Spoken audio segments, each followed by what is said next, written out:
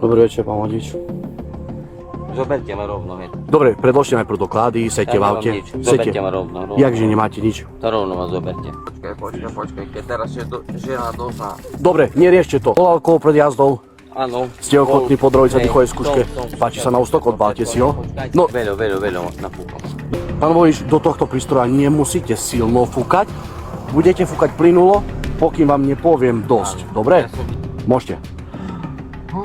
No, ale idete fúkať, dobre? Dobre, ešte. Nie, neprestávajte fúkať. Silnejšie, troška dlhšie. Pán vodič, nerobte hlúposti, normálne fúkajte. Vystúpte zo sidla. No ideme. Raz, dva, tri.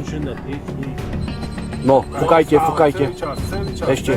Na čo sa? To prečo ste sa zás otočili? Povedal, že máte prestať fúkať. Nikto. No tak prečo ste prestali fúkať? Čo furt som fúkal. Raz, Vy nespolupracujete? Nie. Tak ideme na krv. Ďalej, čo máte? Nič. Doklady, vodičský, občiansky, kde máte? Taký glúpy šít.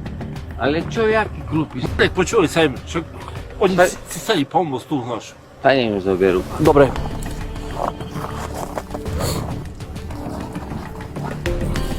No,